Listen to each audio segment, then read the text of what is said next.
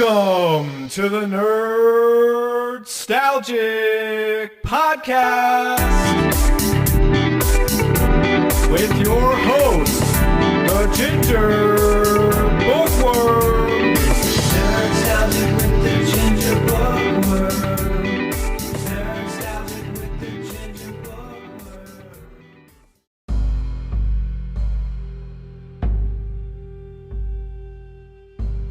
Even in Utopia, someone has to clean up the mess. That's where I come in. The girl promised me a way out, and I was desperate enough to believe her.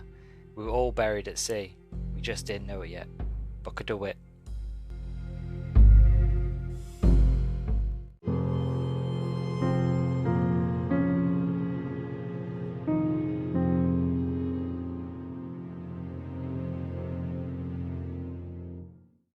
Howdy beans, and welcome back to another exciting episode of the Nerdstalgic podcast. I'm your host, Luke the Human.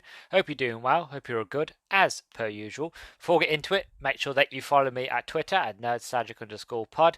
And if you listen to this on YouTube, don't forget to like, comment, subscribe, and all that jazz. I'm currently, as recording this, I reached my milestone of 90 subs, which is just incredible. So if anybody who's listening to this who hasn't subscribed, and I'm currently at 90, my next goal is 100, so if we can get myself to 100, I will be over the moon excited. So thank you very much. So today, I'm finally gone back to Rapture. I'm going back to BioShock for the last time. This review will be done in a few parts because the Burial at Sea DLC, the reason I've split it away from Infinite, one thing that the Infinite episode is its own thing anyway, and that was very, very long. I didn't want it to be any longer than it was. Also the fact of, in my opinion, the Burial at Sea sort of expansion, sort of DLC, is its own BioShock experience anyway, especially how it ties into Rapture as well as Infinite. The way I'm going to be doing this review, I'm going to break it down into two parts. So firstly, it will be sort of part one, breakdown, and then part two. There will be spoilers. I will say this off the bat. There will be major spoilers ahead. So if you haven't played BioShock 1 and 2, if you haven't played BioShock Infinite, don't listen to this. And you can if you want to, but I would recommend not to because there's a lot of story beats and a lot of things I'm going to get into that's spoiler heavy. I try to stay away from spoilers as much as possible and warn you beans whenever they would appear in the last sort of reviews. But for this one, there's no way that I can mention anything in the story without mentioning spoilers because, well, the first episode is a big spoiler for where it's set, and it's same for the second episode. So you've been warned. If you don't want no spoilers and you want to play this yourself, or you haven't played Infinite yet, please, by all means, come off this video. I won't be offended. Go play those games and then come back at a later date. I just wanted to give everybody a pre-warning so that everybody can say Luke didn't warn us. No, I'm telling you, there will be spoilers here. So please do go back and play BioShock 1, BioShock 2, basically everything and anything you can in terms of BioShock before you come here. So I just wanted to do, again, as I did for the other ones, a bit of talk about the development. So before BioShock Infinite's release, 2K and Irrational Games announced a season pass for the game. The pass promised free expansion packs as downloadable content after launch. In discussing ideas for the DLC, Irrational gravitated towards returning to the city of Rapture after the location had made a cameo appearance at the end of Infinite. Due to the ambitious nature and longer development of Burial at Sea, Irrational developed a smaller expansion, Clash in the Clouds, to tide players over. Irrational began work on the DLC immediately after finishing work on Infinite. Compared to the base game, familiarity with Burial at Sea's game systems allowed the developers to focus on the story without many considerations for how it would affect gameplay. The developers tried to respect the original gameplay of BioShock while integrating Infinite's combat sandbox. This pared down the number of plasmids and available ammo to make players think more strategically about engaging enemies. The gameplay for the content was altered to fit the setting and feel of Rapture compared to the larger battles of Infinite. Enemy awareness systems were retooled and environments redesigned to increase the focus on stealth and make the game feel more like BioShock. Though the developers could not change the gameplay wholesale, they focused on marketing making the environments feel more oppressive and threatening, especially for when Elizabeth was a playable character. The in-game settings of Rapture was recreated with very little reuse of assets from BioShock 1 and 2, as they did not hold up to the years since the game's release. They were instead used as references to inform new assets, and instead of flat backdrops of the city outside windows in environments, the exterior cityscapes were created with three-dimensional geometry. The added content includes new weapons, gear, plasmids, the Rapture equivalent of vigors, as well as bringing back the mechanics of the weapon wheel that allows players to carry and select from multiple weapons. One of the new plasmids is Old Man Winter, which freezes and shatters enemies. The concept was created by Joe Trainer, a fan and graphic designer. Shortly after the real Infinite, the concept art mimicking other in-game posters for Vigors caught the attention of Levine, who decided to incorporate the concept within the Burial at Sea content with Treader's help.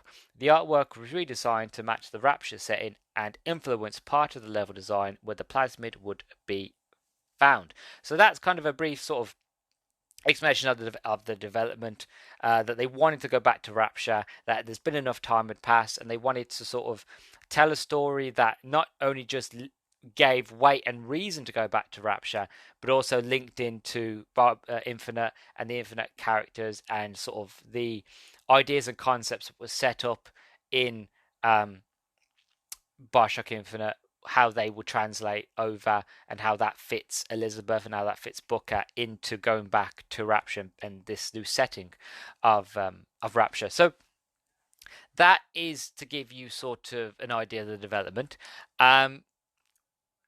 I'm going to go into breaking down part 1, or should we say Burial at Sea episode 1. So without further ado, let's get into it, shall we?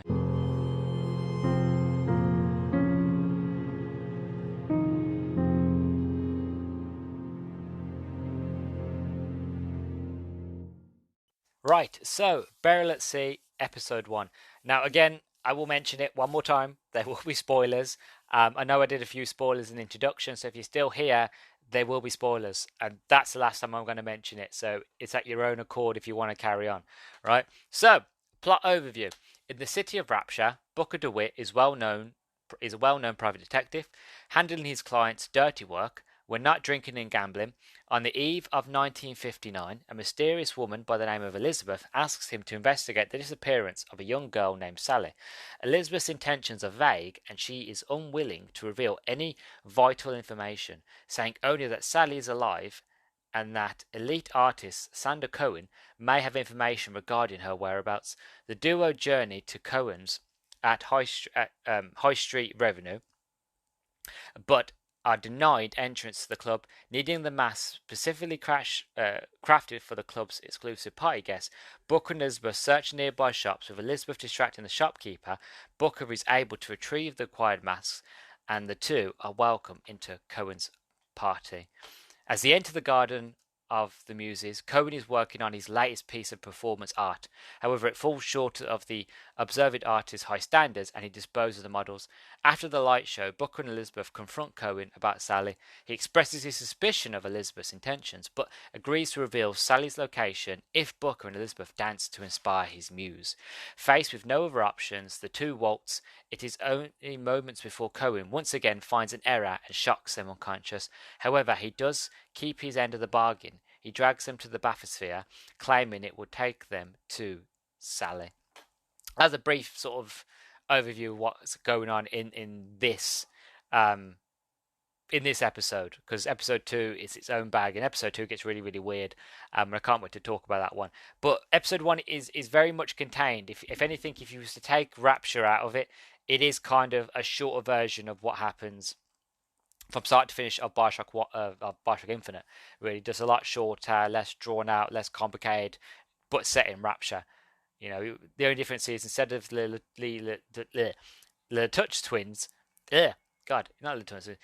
Instead of the twins, I don't know where the Touch came from. Instead of the twins coming to you, and basically offering you to kind of find the girl, wipe away the debt. It's Elizabeth coming to you this time and being like, look, come find Sally, and she's important. I need you to find her. And then Booker is like, okay, I'll help you to find her. As it sort of transpires through the story, you find that Sally was Booker's daughter, and that Booker in this reality, he again, he's alcoholic, he's a drinker, and that he basically lost Sally while he was getting drunk in a club. And if I remember correctly, I think he lost her because from a bet. I think he betted her away, and he lost her, and he regretted it ever since. And that kind of starts this Booker's arc. Because if you remember from Infinite's ending, there are multiple Bookers, and each one of them make a different choice, and each one of them mess up royally in different situations. This Booker is no exception. He messes up royally with his Elizabeth. And then stories kind of goes from there. But we'll get on to that bit sort of closer to the end. But as I mentioned, we're back in Rapture. It's for me personally, being a huge BioShock fan that I am, it's wonderful to be back in Rapture. Not just back in Rapture, but in the golden age of Rapture. Because Rapture, I've said it multiple times, even when it's decrepit, even when it is dying, Rapture, it will always be a jewel. It will always just be gorgeous.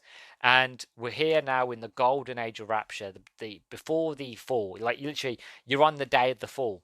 I think if I remember correctly, it's the 31st of December, 1958, and that night is the night where a lot of splicers break out under the rule of Atlas and fight back and rebel in the Civil War, and that's when the whole Civil War and the sort of Rapture starts to go to pot, basically. Um, so it's interesting to not just be back in Rapture and how gorgeous it looks, but also it's at a pivotal point in the story to be at this moment where it's about to go down, it's about to get messy. So it's wonderful to be back here. Again, you are playing. Booker is back, but in this reality, Booker is a PI as he was in the BioShock Infinite. The only difference now, he is a PI in Rapture. Again, who's approached by Elizabeth to find a little girl named Sally. And again, it starts very much the fact of you don't know where you are at first. You don't know what's going on. It's not until you leave your office that you realize, oh God, I'm back in Rapture. And again, it's how is this how confusing Infinite gets, because there's so many multiple realities. There's no many sort of there's a word that Elizabeth uses. Constants and variables. There's always a constant. There's always a variable. There's always something that's always the same, but called differently. For example, in Columbia, it's called a skyhook. I think in Rapture, it's called a not skyline. It's called a sky grabber or something like that, or an air grabber. Same idea. It looks the same, a little bit artistically different, more Rapture-ish than Columbia-ish, but it does the same thing. And again, it's a constant and a variable. It's always there. It's always constant, and it's a variable because it's the same thing, just different name. Again, it's quite complex, and if I confuse anybody, again, I do apologize. I'm not a scientist. It's just that this is my interpretation of what they mean. But even in Rapture, there's still a Booker. There is still an Elizabeth, and it just shows that for me personally, the next BioShock game, I'm going to be looking for that. Like unless they make a reboot for BioShock 4, and if BioShock 4 is a sort of sequel to Infinite and BioShock 1 and 2, then I will be looking out for those moments of Elizabeth, those moments of Booker, those moments of Rapture and Columbia, and those little sort of details. Because again, as I mentioned in those prior reviews, that's one of the things that have made those games so loved by fans. Not just the gameplay, not just the story, it's the details. It's being able to go back and spot things, especially when you know what you're looking for, and then when you spot them, it's like, aha, look, there it is. So it's that constant of variables. It's that constant of like, there's always in a Booker, there's always Elizabeth, there's always a lighthouse. Why is there always a lighthouse? How does that factor into Elizabeth? How many different versions of Elizabeth are there? How many different versions of Booker are there? Where are they? What are they doing? Are they the same? It always brings up these questions. Because again, as you learn at the end of Infinite, Booker and Comstock are the same person. Their only difference is Comstock is the person that Booker becomes if he gets baptized. If he chooses the Lord's way and he gets baptized, he then amalgamifies and transforms into Comstock. he turns into Comstock. Whereas if he never gets baptized, he stays as Booker and as an alcoholic. And it's a catch-22 situation. Whether if he turns into Booker, he goes evil and he gets Elizabeth back, but the problem is he steals it off of Booker, who didn't get baptized, and that just means that there's a circle of a sort of non-baptized Booker going up against a baptized Booker, aka Comstock. Again, I know it's confusing. It's not me. This is the story of BioShock Infinite. I'm just trying to relay the information. I know it's a bit confusing. Bear with me. I did say there are going to be a lot of spoilers. That's why I did say to play Infinite and all the other BioShocks first. As you make your way through Rapture, again, it's actually gorgeous to do so. You're looking for clues. You finally meet up with Sandra Cohen. Sandra Cohen, not Sandra. Then again, you probably wouldn't mind being called Sandra, but Sandra Cohen, and you make your way through Fontaine's department store that Andrew Ryan he uses as a prison for splicers. So at this stage in the story, again, as I mentioned, it's the 31st of December 1989. It's the sort of high of the new year, because if you go to the Kashmir Lounge, which is at the beginning of BioShock 1, you see a banner of, welcome to 1959, because they were getting ready for the New Year's. It all went down on New Year's night of 1959. I am really confuzzled today. I do apologize. It's been a long day. I recorded another podcast episode before this, so I'm a bit confuzzled, so I do apologize. But yeah, so it all went down on New Year's 1959.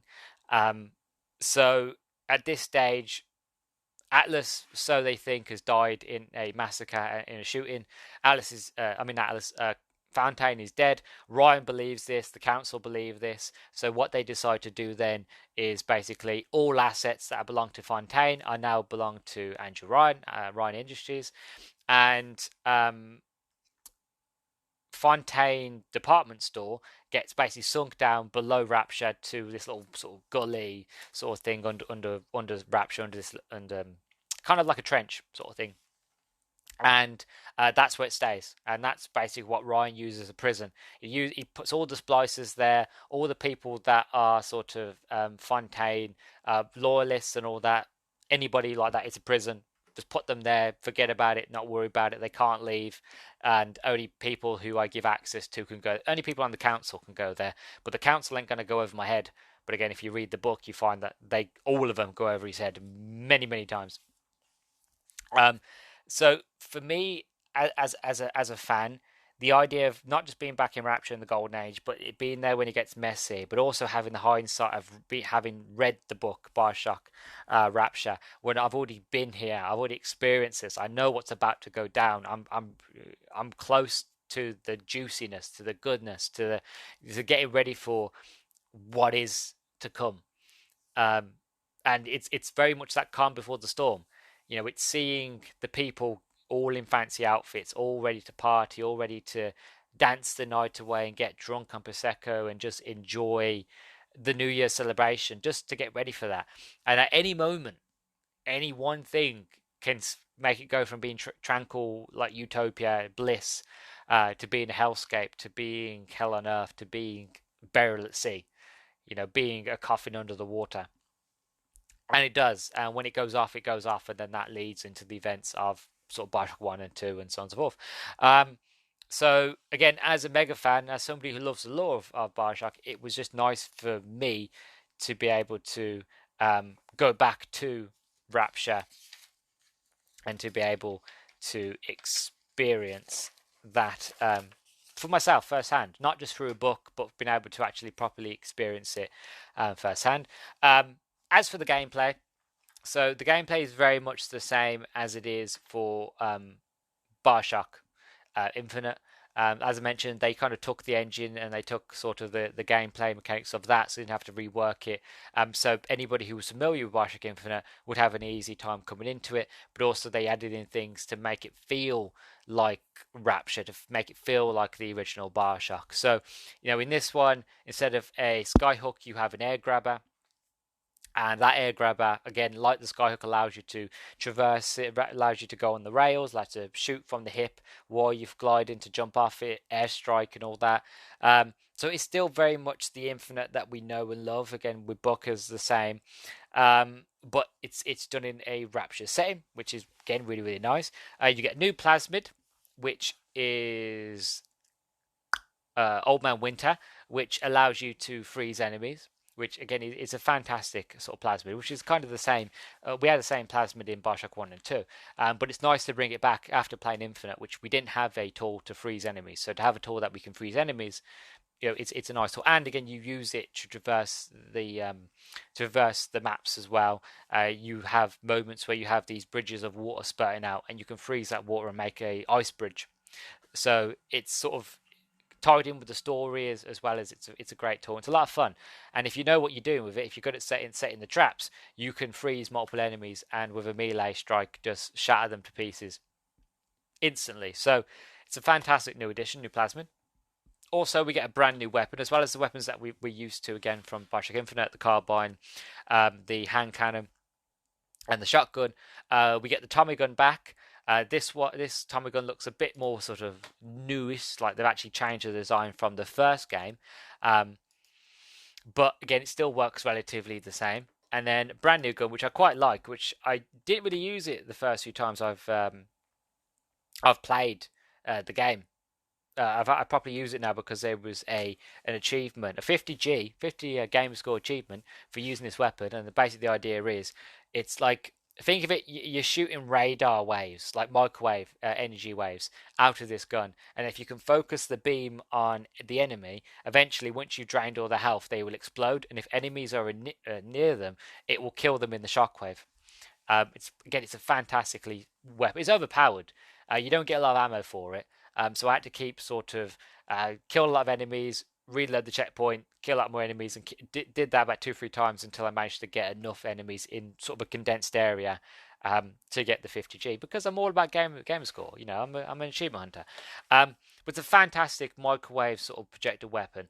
The idea for it, what it's meant to be used for, not as a weapon, it was meant to be made for women in Rapture, so that they could point it at their sort of, say, like a chicken, and cook the chicken instantly. So they can cook food easily. So no need to having a microwave or an oven. Just zap it and nuke it, anything, and then just eat the radioactive waste that's left of this chicken. But again, it's Rapture. Anything can be used as a weapon. So people started using it as weapons, and again, anarchy ensued. But yeah, it's a fantastic new addition, new little weapon, and it brings a lot more fun to it. Again, as mentioned, you have the Sky Grabber that allows you to traverse, because what they've done, they've opened up the areas, whereas a lot of the areas in BioShock 1 and 2 were very linear, very sort of corridor, close quarters combat, that sort of thing. They've now opened the areas up, and it actually fits within sort of the BioShock theme.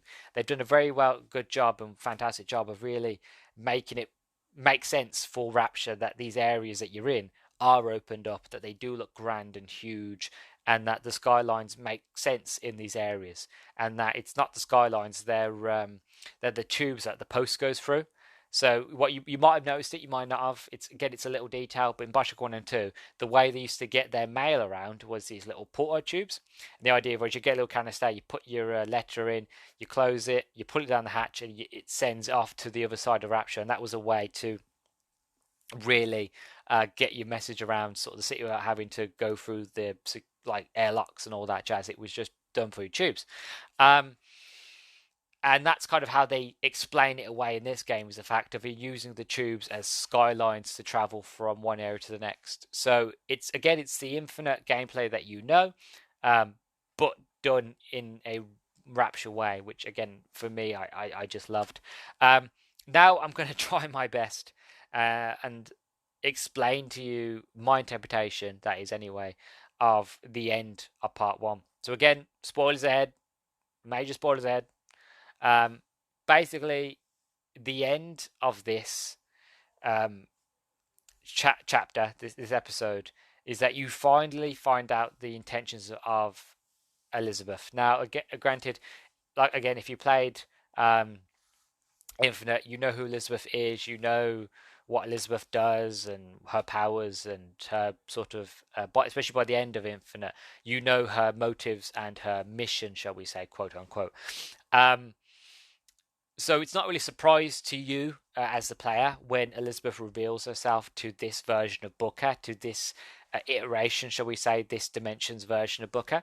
But to Booker, it's a surprise, like, who are you? What are you doing? And basically, it turns out, again, that this Booker is fantasizing over this little girl, Sally, because he is missing his child, his um, little one, and his little one is Elizabeth. And again, it ties into the whole idea between Comstock and Booker.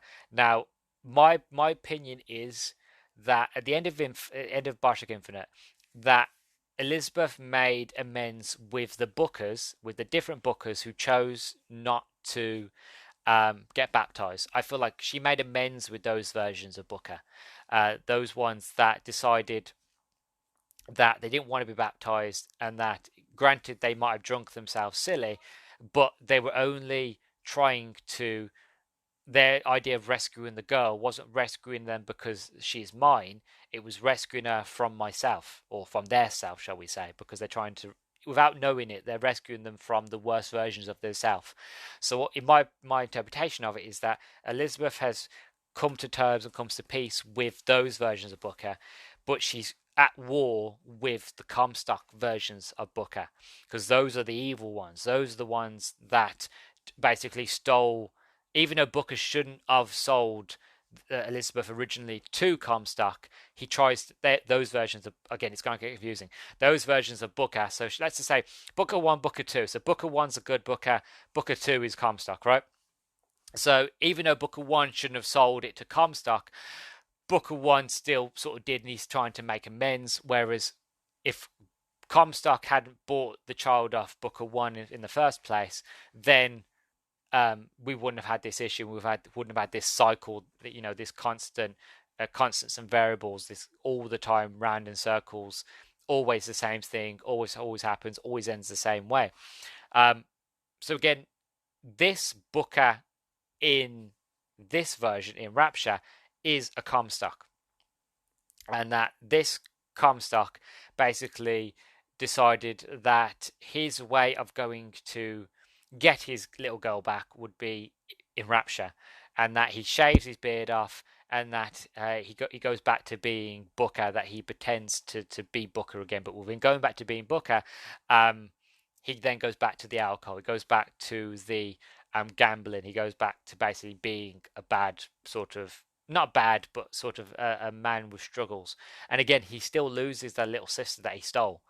So the little sister that he stole and he took away, Sally, he still loses her anyway. He's destined to lose his child because he, in naturally, is just unfit to be a father. He's unfit for himself, so he can't look after anybody else. So again, this is all in my interpretation, mind you. So by the time Elizabeth finds this version of Comstock, who is sort of, she knows it's a version of Comstock, and she knows everything. Elizabeth is omnipresent. She knows what every dimension. She knows what's going on in every dimension. And I feel like when she finally sort of confronts your version, this version of Comstock, and then we realize that this version of Comstock, that the sort of factor in this one, that the difference is what turned this Comstock to turn to Rapture, again, is the fact of when Booker originally tried to take the baby off Comstock originally, as the portal was closing, a little bit of Elizabeth's pinky got cut off. In this version, as they were pulling and tugging Elizabeth through the gap, through the tear, Elizabeth ends up getting turns round, and as she gets turns round, the sort of Booker 1 has got hold of her, got hold of most of her body, but as the sort of tear starts to close, it closes around her neck and then, well, decapitates her, cuts her head off. Which I would imagine then would have sent that Booker crazy, and would have sent this version Comstock crazy, and this is what led to this version of Comstock going down to Rapture to basically get his girl back, but he couldn't get Elizabeth back, so he stole another child, Sally, in way of sort of filling in that void. And basically, Elizabeth confronts him. He realizes what he's done, who he is, and that this before this Comstock can do anything, um, basically a Big Daddy comes in behind you, drills right through your stomach, right through you, and kills you, and that is the end of episode one.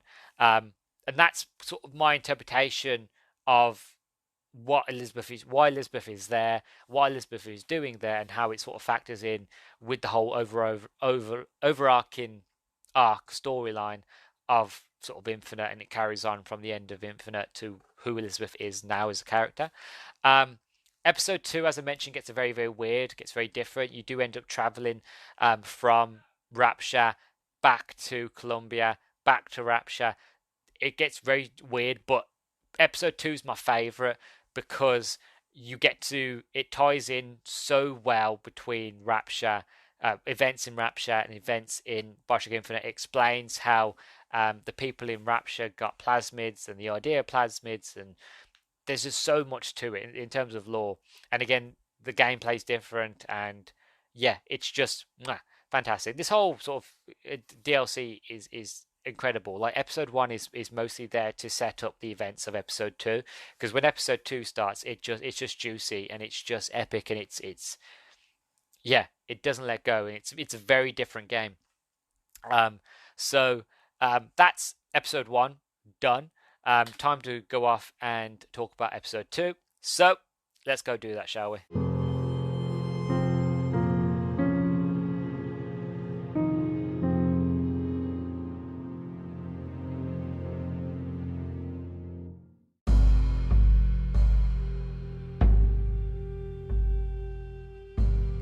It's up to you what matters more, your part in the play or the play itself. Rosalind and Robert Lucette. So here we are on episode 2. I've not long finished it, and in my opinion, this is some of the best DLC for any game I've ever played. In terms of the sort of revelations, the stories, the conclusion, the themes, the settings, everything about it is just perfect. Especially if you're like me, you're a huge fan of BioShock and Rapture and the mythology and lore behind it. Is everything and anything that you'd want from this series? Kevin Levine said he didn't want to come back to Rapture because he didn't feel like there's any story to tell. That the reason he didn't do BioShock 2 was because he had told all the story that him and the team wanted to tell in the first game.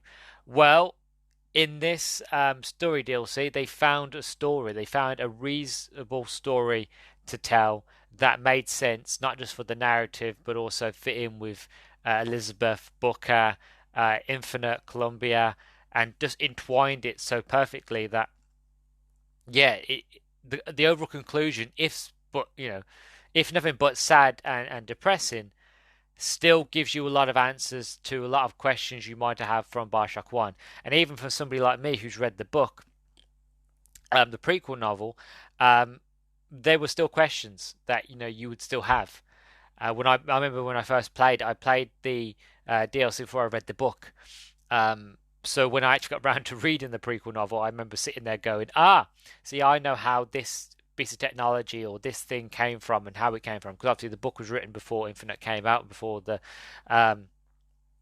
story expansion, Burial at Sea. So I don't blame them for not having it added in there. And also, even if Ken Levine and the team had the idea for all these sort of revelations and that sort of thing originally before they did Infinite, I'm glad they kept them out, because these little surprises, these little Easter eggs, are just revolutionary and revelationary as well. Really, the way they pull you out. Again, these twists and turns, they are kind of close to being on the level of Would You Kindly. Not as fantastically as great, because as I mentioned, you can't cap that. That is the be all and end all, the peak, and there's no other going over it, or not that I've ever seen anyway or experienced.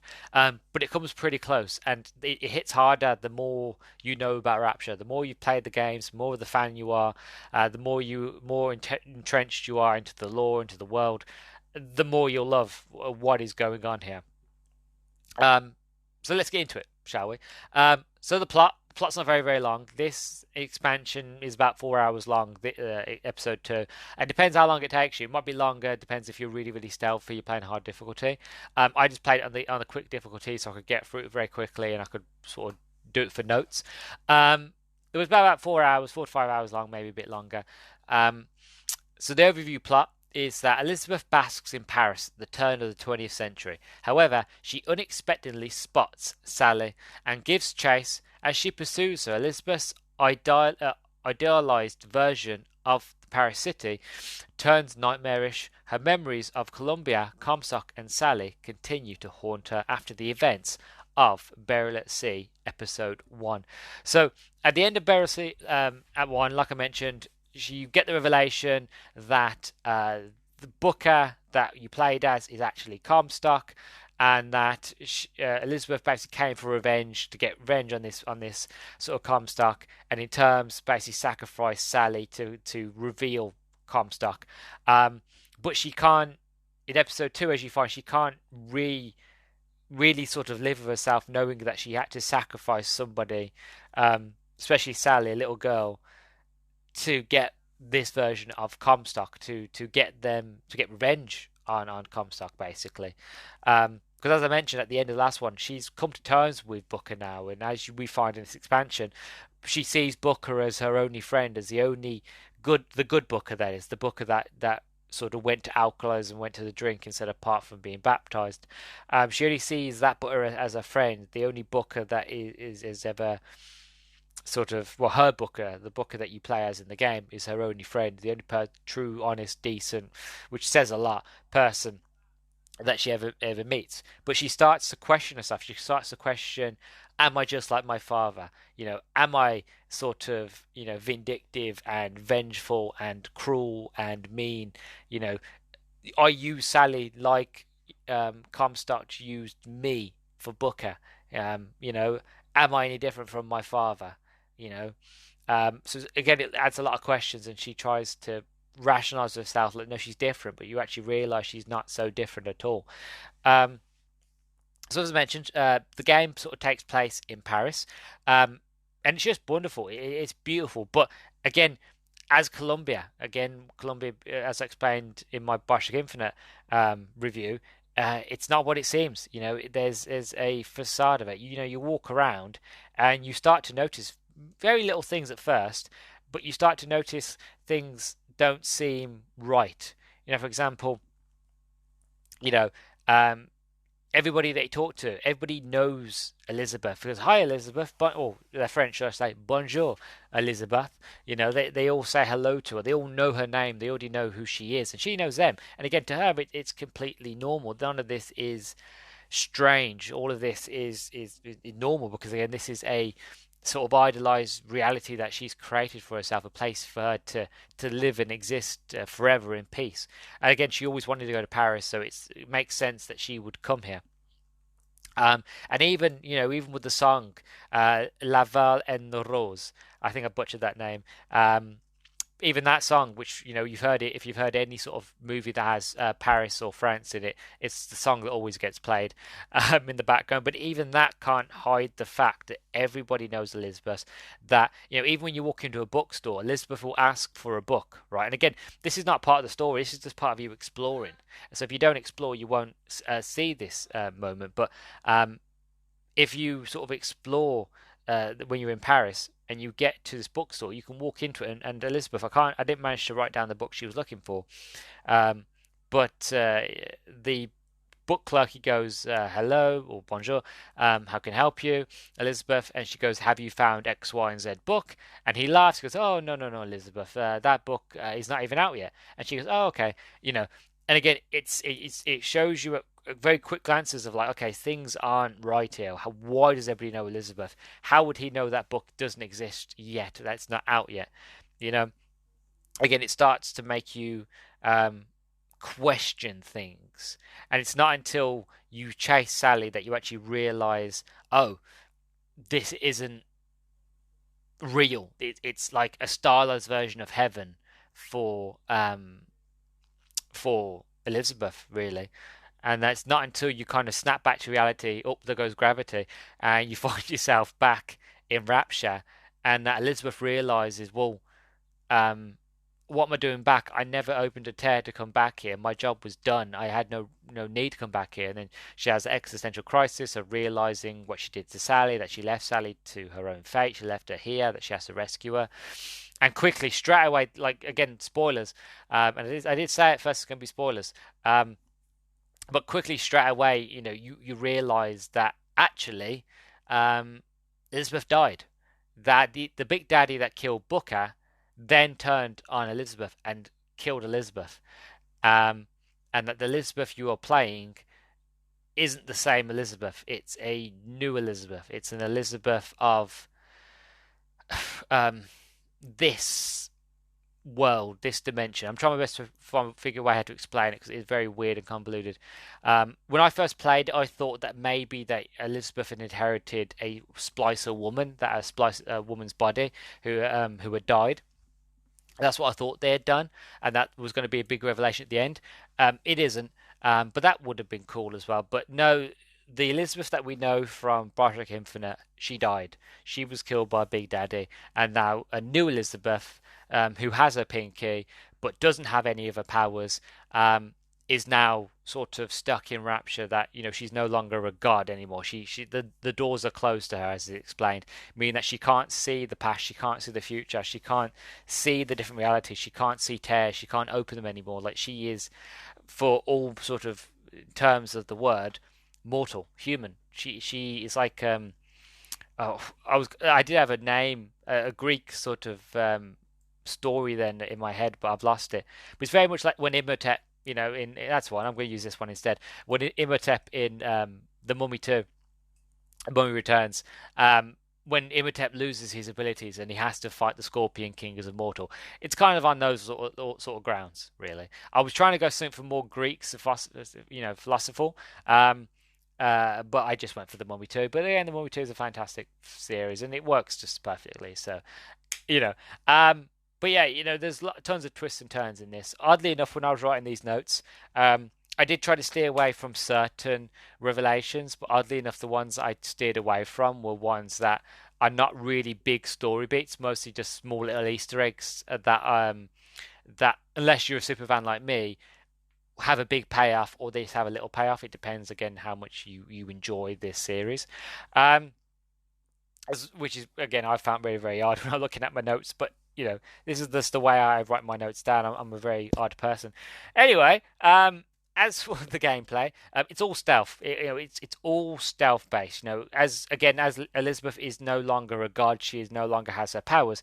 She must sneak around, Rapture, and this gives another sort of whole new aspect, a whole new sort of spin on the coin of gameplay for that we've played in BioShock 1, 2, Infinite.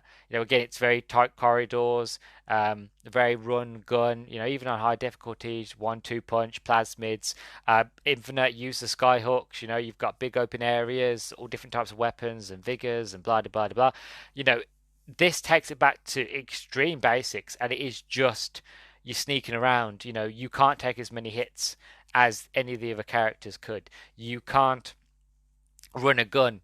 Well, on his difficulty you can, but even then, there's not a lot of ammo around. So even if you could run a gun, you haven't got a lot of ammo to sort of do that with. So you have to sneak around. There's air vents. You can go through the air ducts, sneak around like the little sisters do.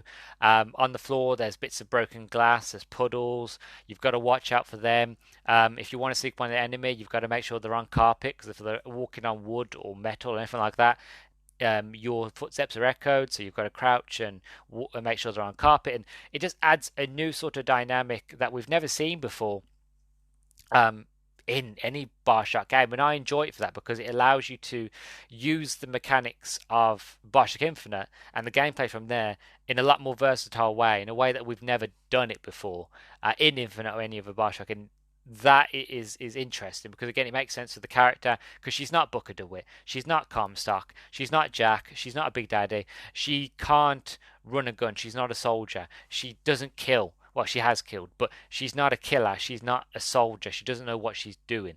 And you can, again on these difficulties, you can run a gun and destroy things, and as you do it, interestingly, as I found, because again I just ran around shooting and not worrying about setting alarms off and all that. Um, I didn't in my when I first played the game, my first ever playthrough, I didn't. But doing this review just to get through it quite quickly, I did. And one thing I noticed was that the more people you kill, just inherently, Elizabeth will to start sort of talking to herself, and she will go, "I really am my father's daughter, how easily I can take a life and how easily I can kill somebody." Um, and as she goes on, she's talking to her subconscious, kind of like her version of Jiminy Cricket. The only difference is it's not Jiminy Cricket, it's Booker. Her subconscious is Booker. Booker is telling her, is kind of like a console to her. She's telling him things, but even Booker's aware, like, look, I'm just a figment of your imagination. I'm not really Booker. I'm not really here. I am just your psyche. I'm just your conscious. I am just your rationale of things. And she has these conversations with Booker, like, am I just like my father? And then it really proper. Obviously, again, it's her subconscious, so the answer that Booker gives back are very much of answers she already is aware of. She already knows the answer to these questions. She just asks them, and the person who answers them is in the voice of Booker, but it's an answer that she already knows. And again, it's very wonderful, very, very interesting. But again, it still gives that extra layer of detail to the gameplay that if you are very sneaky, you don't get as much of these sort of little details, these little moments of Booker and Elizabeth talking to each other. It's a very lightheartedness of like, look, I'm not my father's daughter. I choose not to kill, and I want to be sneaky, and I try to take as less life as possible, unlike my father. And it's two different sides of the coin. You can even be full Comstock, or you can be full Booker, full DeWitt. Is it the DeWitt side, the hero side, or is it the Comstock side? And she gets to choose which version of her father she wants to be, or she can be her own entity, her own person. Again, it's a very empowering, but again, it's those little details, as I mentioned. This is the thing that I love about BioShock. It's these little details. Again, it depends on how you play and the choices you make, and where you look at things, and how you look at things. It's all details, and if you can spot these details, for me personally, it just makes the game ever better, because notice that the game takes notice, that the game is self-aware in a way, like the character's self-aware, the world's self-aware, the world knows what it is, the game knows what it is, and you as a player now realize what's going on behind the sort of mechanics, how it works, and you can embrace it and enjoy it a lot more for what it is, because you are now in tune, in the know-how of what's going on. So I like that kind of thing. But again, you find yourself again back in Rapture as well as Columbia, as the threads start to sort of come together about how and why Rapture and Columbia are connected. The origins of the Vigors and Plasmids, why they're connected. The sort of songbird, how that works, how sort of they managed to get the songbird sort of imprinted on Elizabeth. It also, again, how that links into the big daddies and the imprint with the little sisters, how that works. There's a moment near to the end of the game where you get to, again, spoilers obviously, you get to show the little sisters. You were kind of like the genesis, the original sort of bring together the original sort of anchor point, the starting block of showing the little sisters how to um, connect to the big daddies, and that's started that. And again, these little sort of story beats here and there, these little details of how sort of Columbia got vigors, and how Dr. Suchon had dealings and was working with Fink from Columbia, through the use of tears. And again, it's all this little bits of detail that is just, for a super fan like me, is everything that you want. You're getting so much more. You're learning more about it. Like, again, as I mentioned, none of this is referenced in the books. Obviously, none of this is mentioned anywhere else, apart from here. But that's fine, because being able to experience them firsthand is wonderful.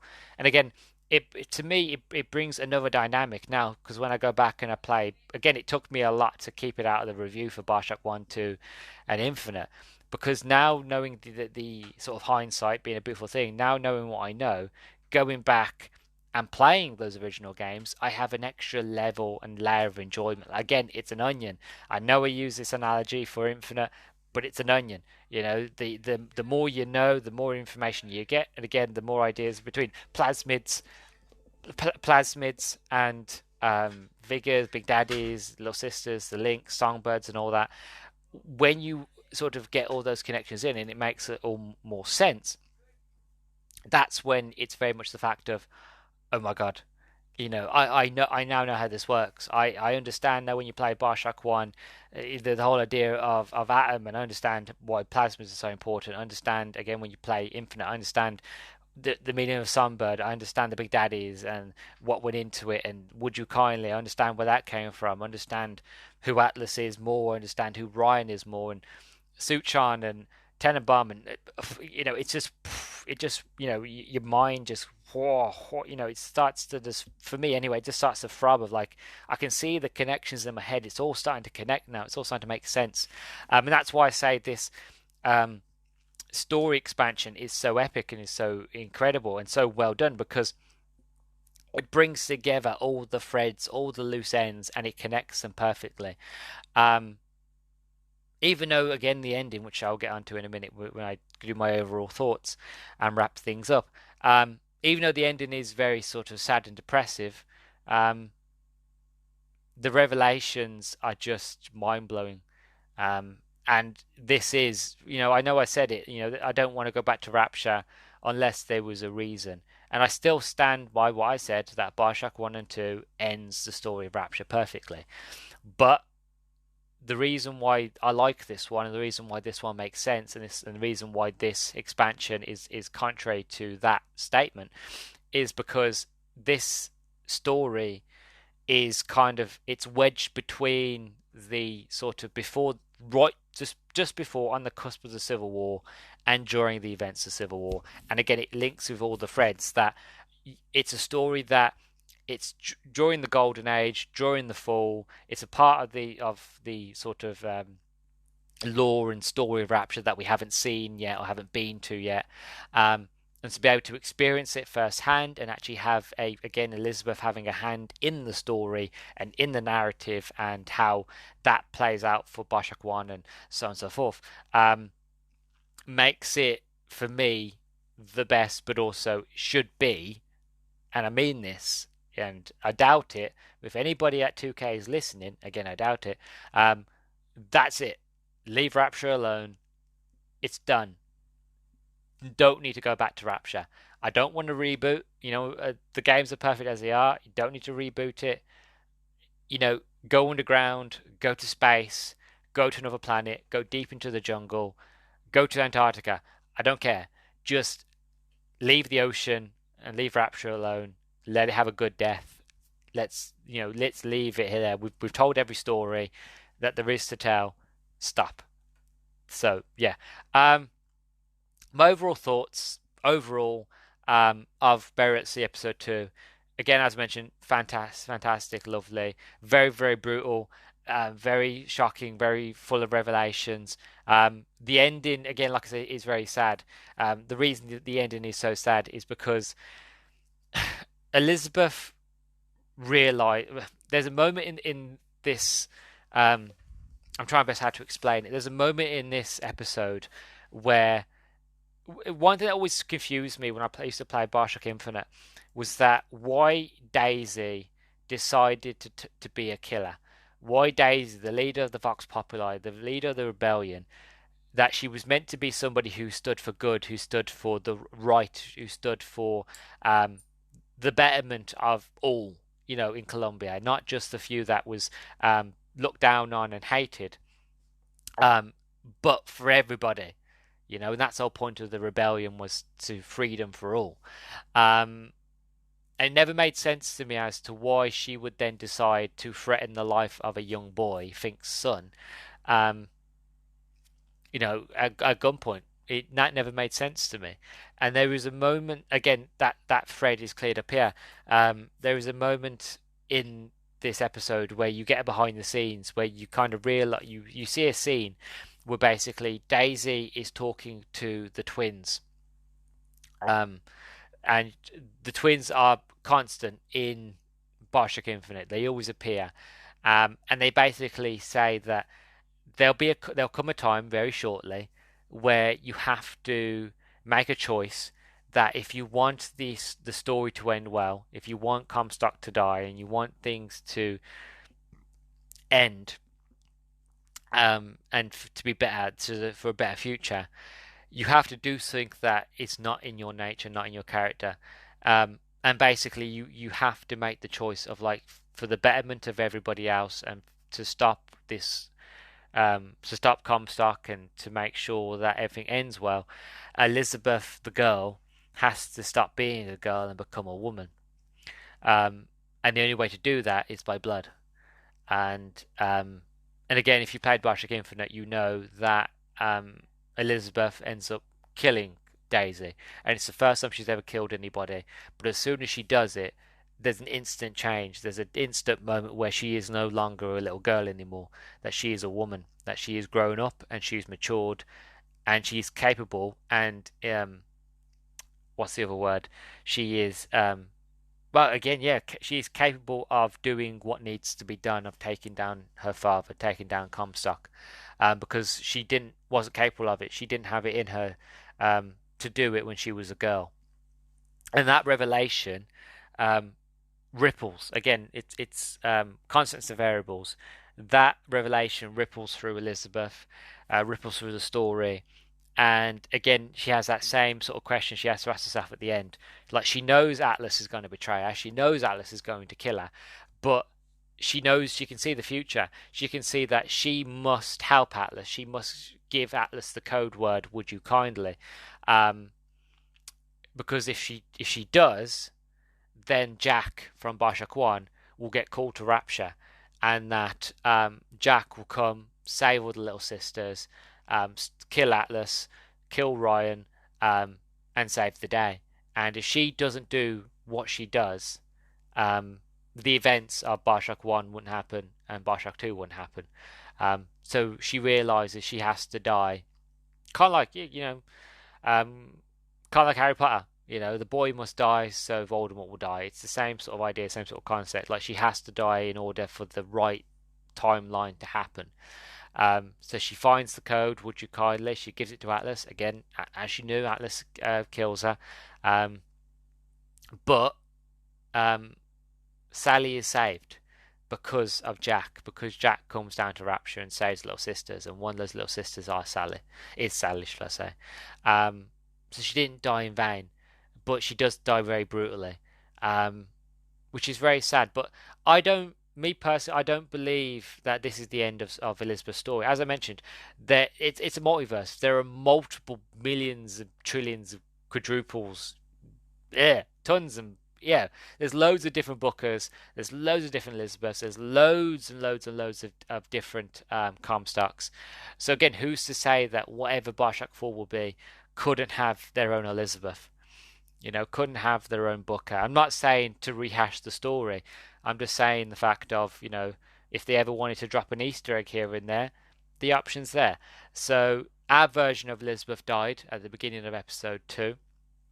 This version of Elizabeth, she died. But there's still tons of Elizabeths out there. So who knows? But overall, like, not just overall in this episode, but I mean overall is in this whole sort of look back at BioShock. First of all, I just want to say thank you for everybody who is stuck with me, who has listened to every single one of these episodes that I've done, who has listened to me get spiritual, who's listened to me get philosophical and sophisticated a bit. I do appreciate it a lot. This is a passion project of mine. This is something that I've wanted to look into for a long time. Not just even before the podcast. I originally had planned to do a deep dive like this for YouTube, but again, I never figured out how to do it with videos and editing and all that. But I'm glad I'd finally be able to do it, and people listen to it. People are liking the feedback has been great. So if it wasn't for all that love and all that sort of appreciation and people listening, I probably would have not bothered. But you all seem to really enjoy it. So I want to just say again, thank you, and I appreciate you for sticking around.